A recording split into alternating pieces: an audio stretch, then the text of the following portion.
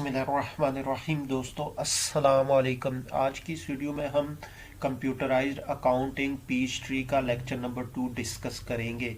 इससे पिछली वीडियो में हमने ये पूरी विंडो डिस्कस की थी। आज की इस वीडियो में हम इसका जो step number 2 create a new company, इस ऑप्शन को डिस्कस करेंगे डिटेल में।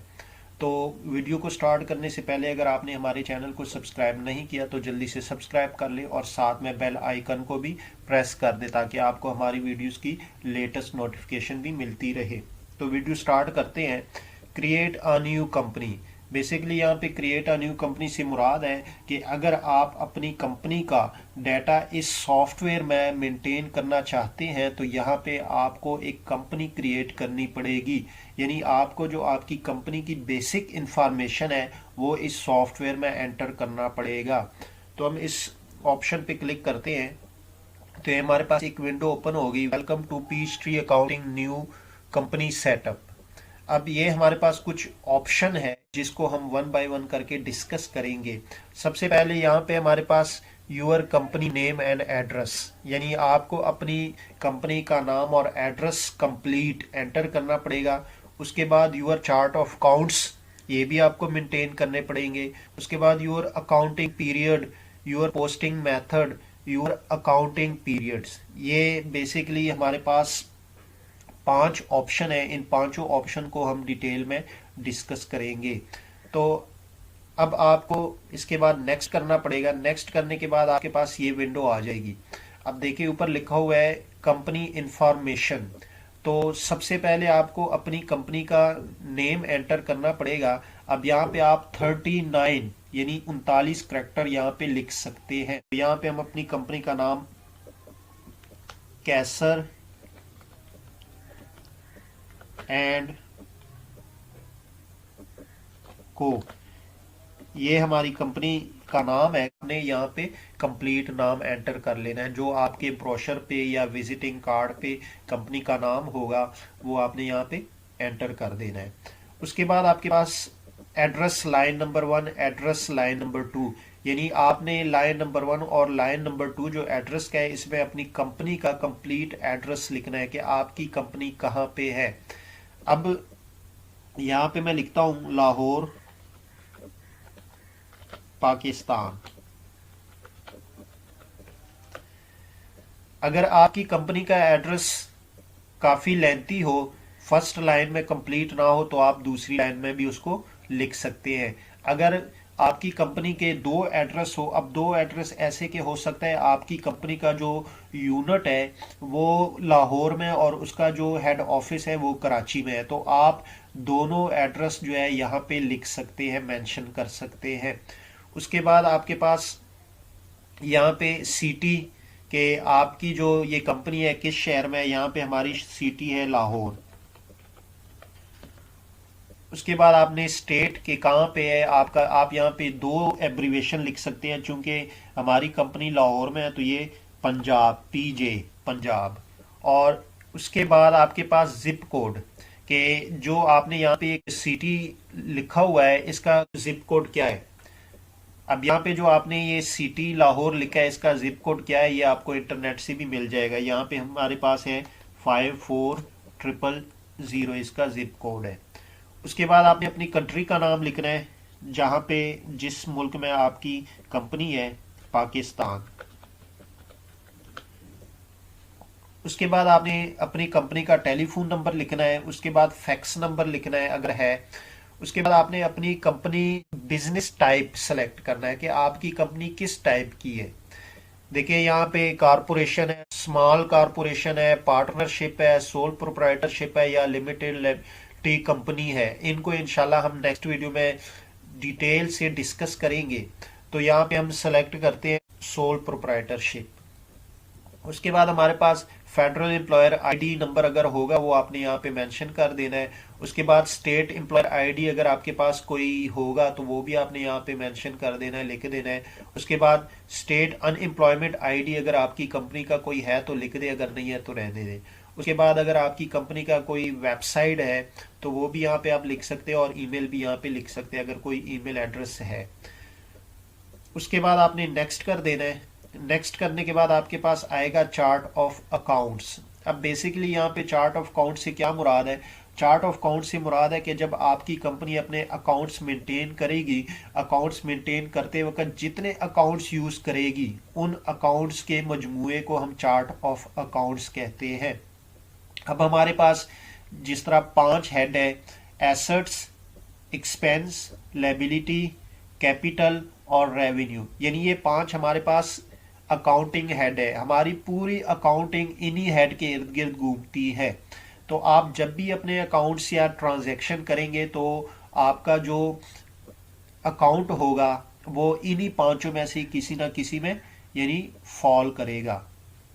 तो अब यहाँ पे हमारे पास कुछ चार्ट ऑफ अकाउंट्स दिए गए हैं, अगर आपने इनमें से किसी को फॉलो करना है तो आप कर सकते हैं। सबसे पहले आपके पास आता है setup a new retail services construction manufacturing और डिस्ट्रीब्यूशन कंपनी, यानी आपके पास ये सिंप्लीफाइड पीच ट्री ने आपको बने बनाए कुछ चार्ट ऑफ अकाउंट्स दिए, अगर आपने इसको यूज करना है तो आप कर सकते हैं। जैसे ही नेक्स्ट पे क्लिक करते हैं हमारे पास कुछ कंपनीज आ गई जिनके आप चार्ट ऑफ अकाउंट्स देख सकते हैं। रिटेल कंपनी आ गई, सर्विसेज कंपनी आ गई, कंस्ट्रक्शन कंपनी आ गई, मैन्युफैक्चरिंग कंपनी आ गई, डिस्ट्रीब्यूशन। अगर आपने इनके चार्ट ऑफ अकाउंट्स देखने तो view of chart of accounts पे क्लिक करेंगे तो आपके पास इन कंपनीज के चार्ट ऑफ अकाउंट्स आ जाएंगे।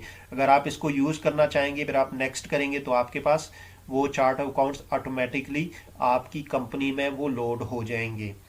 अब हम बैक चलते हैं।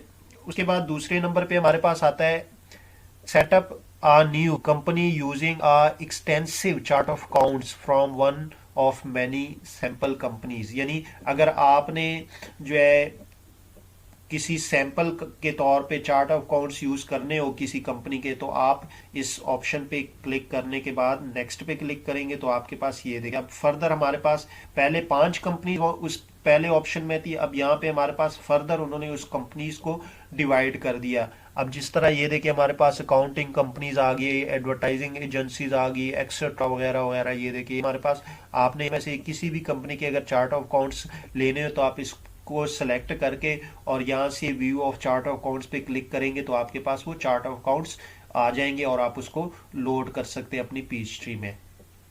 अब हम बैक चलते हैं तो उसके बाद हमारे पास copy settings from an extensive Peachtree accounting.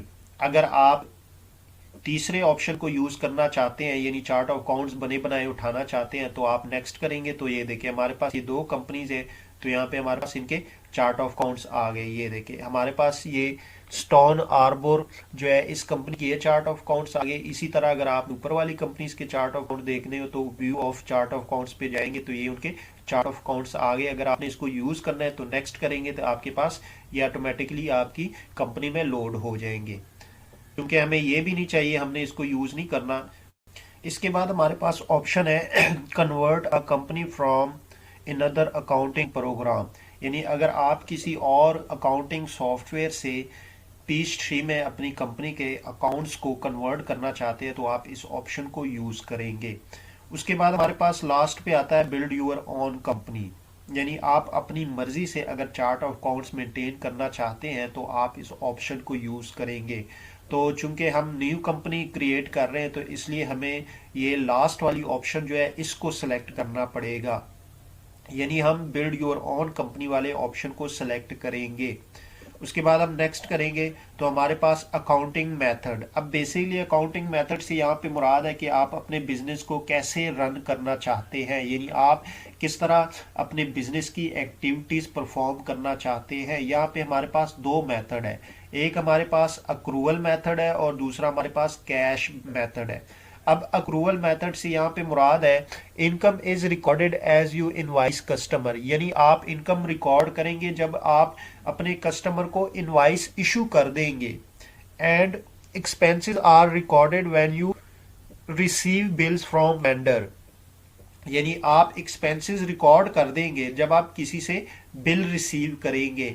यानी यहाँ पे जैसे ही आपकी सेल हुई, आपने किसी को जो है इनवाइस दे दी है तो आप अपनी इनकम रिकॉर्ड कर लेंगे। इसी तरह जैसे ही आपके एक्सपेंसेस इनकर्ड होंगे, आप बिल रिसीव करेंगे तो आप अपने एक्सपेंसेस रिकॉर्ड कर देंगे। यानी इसका मतलब ये है कि इसमें कैश की इन्वॉल्वमेंट कोई नहीं है। चाहे आप कैश रिसीव करें या चाहे आप कैश पे करें या ना करें, तो आपकी सेल और आपके एक्सपेंसेस इनकर्ड हो जाएंगे।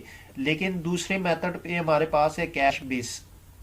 अब कैश बेस मेथड से मुराद है कि जब आप कैश रिसीव करेंगे अपने कस्टमर से तो आप अपनी इनकम रिकॉर्ड करेंगे। मिसाल के तौर पे आपने किसी कस्टमर को 10,000 रुपए की सेल कर दी, उसने आपको कहा कि मैं आपको 1 महीने के बाद कैश पे करूंगा, तो जैसे ही आप उससे कैश रिसीव करेंगे तो आप अपनी सेल को रिकॉर्ड कर सकेंगे, अदरवाइज आप रिकॉर्ड नहीं करेंगे। यानी आप उसको अपनी सेल कंसीडर नहीं करेंगे। तो इसी तरह जब आपके एक्सपेंसेस इनकर्ड हो जाए, लेकिन जब आप कैश पे कर दे तो आप एक्सपेंसेस रिकॉर्ड करेंगे, अदरवाइज आप पेबल एक्सपेंसेस रिकॉर्ड नहीं कर सकते। तो जो अक्रूवल मेथड है इसमें दोनों कैश बेसिस भी है और उधार पे भी आप अपनी ट्रांजैक्शन को रिकॉर्ड कर सकते हैं। तो इसलिए जो है मोस्टली कंपनीज अक्रूवल मेथड को यूज करती है, क्योंकि ज्यादातर कैश जो है या आपके पास जो फंड होते हैं उसकी प्रॉब्लम्स आती है। तो इसलिए इस ऑप्शन को आपने सेलेक्ट करना है। उसके बाद हम नेक्स्ट करेंगे पोस्टिंग मेथड। बेसिकली यहाँ पे पोस्टिंग मेथड से मुराद है कि जब आप लेजर से ट्रायल बैलेंस में एंट्रीज करते हैं, उस मेथड को हम पोस्टिंग मेथड कहते हैं। अब पीस्ट्री आपसे पूछता है कि आपने कौन सा पोस्टिंग मेथड यूज करना है। हमारे पास यहाँ पे दो पोस्टिंग मेथड है, एक रियल टाइम है, एक बैच टाइम है। अब रियल टाइम में वो हमें कहता है transaction are posted to the general ledger as they are entered and saved. Mostly companies use this method. यानी जब आप एंट्रीज यानी एंटर करेंगे तो वो डायरेक्टली आपके जर्नल लेजर में एंटर हो जाएगी, पोस्ट हो जाएगी। यानी आपको कोई भी जो है मैसेज नहीं आएगा पीस्ट्री सॉफ्टवेयर की तरफ से। लेकिन दूसरा हमारे पास ये बैच मेथड है, इससे यहाँ पे ये मुराद है कि जब भी आप अपनी एंट्रीज पास करेंगे तो जैसे ही वो लेजर में पोस्ट होंगी तो आपको ये सॉफ्टवेयर एक मैसेज देगा कि क्या आपने इन एंट्रीज को जो है प्रिंट करना है या नहीं करना। तो मिसाल के तौर पे अगर आप एक दिन में 1000 एंट्रीज पास करते हैं तो इसका मतलब है कि पीस्ट्री आपको 1000 दफ़ा एक मैसेज देगा, जिसकी वजह से आपका टाइम वेस्ट होगा। तो इसलिए आपने रियल टाइम जो मेथड है इसको यूज करना है। एक तो इससे आपकी टाइमिंग सेव होगी और दूसरा आपके जो एंट्रीज है वो डायरेक्ट ऑटोमेटिकली सेव होगी और जो लेजर है उसमें आपकी पोस्ट हो जाएगी। उसके बाद हम नेक्स्ट करते हैं हमारे पास अकाउंटिंग पीरियड। अब यहाँ पे हमारे पास अकाउंटिंग पीरियड से मुराद है कि आप एक स्पेसिफिक टाइम पीरियड पे अपने बिजनेस का रिजल्ट फाइंड करना चाहते हैं कि क्या आपको प्रॉफिट हुआ है या लॉस हुआ है। तो इस पर्पस के लिए पीस्ट्री हमें दो तरह के अकाउंटिंग पीरियड्स देता है। एक हमारे पास 12 मंथली अकाउंटिंग पीरियड, यानी ये 12 महीनों पे एक अकाउंटिंग पीरियड मुश्तमिल होता है। उसके बाद हमारे पास सेकंड पे आता है accounting period that do not match the calendar months. यानी यहाँ पे जो सेकंड ऑप्शन है इसमें आप अपनी मर्जी से किसी भी मंथ को और कोई भी डेट को अपना अकाउंटिंग पीरियड सेलेक्ट कर सकते हैं। तो हम ये सेकंड वाले को पहले डिस्कस करते हैं, इसके बाद हम नेक्स्ट करेंगे। तो ये देखिए हमारे पास कस्टम अकाउंटिंग पीरियड, यानी आप अपनी मर्जी से यहाँ पे अकाउंटिंग पीरियड सेलेक्ट कर सकते हैं। तो सबसे पहले हमारे पास ऑप्शन है how many accounting periods do you want in a physical year. आप कितने अकाउंटिंग पीरियड जो है एक फिजिकल ईयर में जो चाहते हैं कि आपके इतने अकाउंटिंग पीरियड हो। तो यहाँ पे बेसिकली हमारे पास ये 13 अकाउंटिंग पीरियड देता है। ये देखिए 1 से लेकर आप 13 तक कोई भी अकाउंटिंग पीरियड सेलेक्ट कर सकते हैं। अब सपोज यहाँ पे मैं 1 सेलेक्ट करता हूँ तो इसका मतलब है कि मेरा अकाउंटिंग पीरियड 1 है, ठीक है। लेकिन ये पीस्ट्री आपको एक अकाउंटिंग पीरियड के साथ एक अकाउंटिंग पीरियड फ्री देता है। देखिए मेरे पास ये 1 अकाउंटिंग पीरियड और इसके साथ 2 हो गया। अब इसी तरह मैं 2 करूंगा तो मेरा एक जो अकाउंटिंग पीरियड है वो 2 यानी उस पर डिवाइड है, तो यहाँ पे मुझे उसने 4 अकाउंटिंग पीरियड दे दिए। अब इसी तरह मैं अगर 3 अकाउंटिंग पीरियड करूंगा तो ये मुझे 6 देगा। इसी तरह अगर मैं 4 करूंगा तो ये मुझे 8 अकाउंटिंग पीरियड देगा। अगर मैं एंड पे जाके 13 करूंगा तो ये मुझे 26 अकाउंटिंग पीरियड दे देगा। ये देखिए, उसके बाद वो आपसे पूछता है what is the start date of your first physical year. आप अपने फर्स्ट फिजिकल ईयर को कब से स्टार्ट करना चाहते हैं। ये देखिए, यहाँ से आप जो है ईयर को बैक कर सकते हैं और यहाँ से आप अपने ईयर को फॉरवर्ड कर सकते हैं और यहाँ से आप मंथ को चेंज कर सकते हैं, बैक कर सकते हैं और यहाँ से आप जो है फॉरवर्ड वगैरह कर सकते हैं। तो यहाँ से आप डेट सेलेक्ट कर सकते हैं जिस डेट को आपने अपना अकाउंटिंग पीरियड स्टार्ट करना है। अब यहाँ पे डेट वाइज यानी आप 15, 20, 25, 30 जिस डेट को आप चाहे तो स्टार्ट कर सकते हैं। हम यहाँ पे फर्स्ट को करते हैं।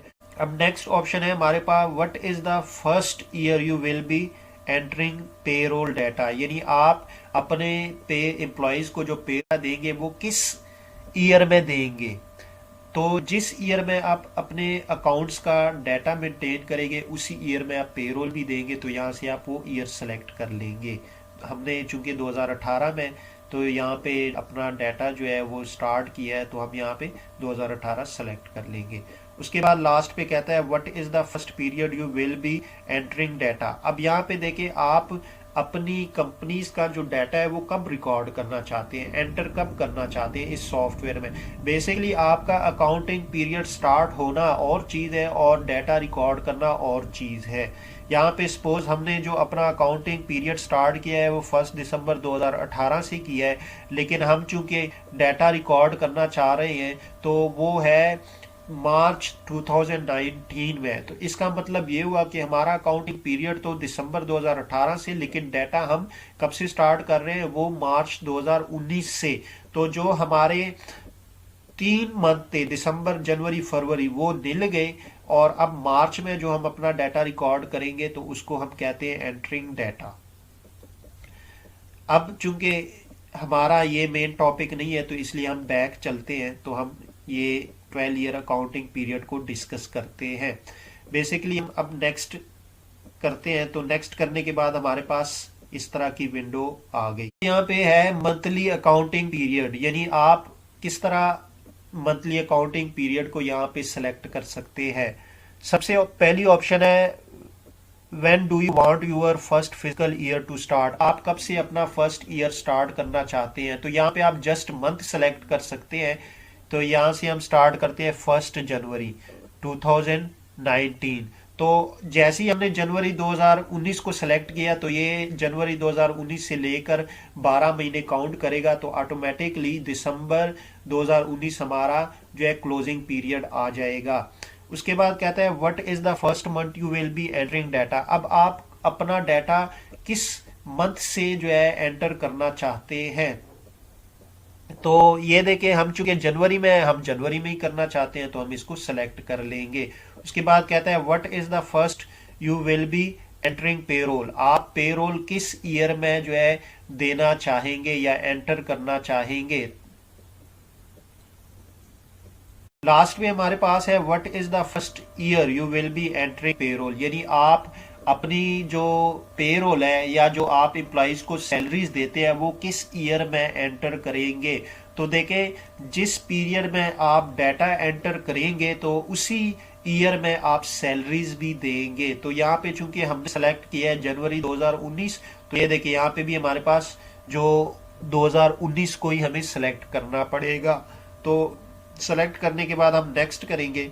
तो देखिए ये हमें एक मैसेज आया, कंग्रेचुलेशन के मुबारक हो, आपकी कंपनी क्रिएट हो गई। तो जैसे ही हम नेक्स्ट पे करें, फिनिश करेंगे तो हमारा ये कंपनी का जो डाटा है वो लोड होना शुरू हो गया।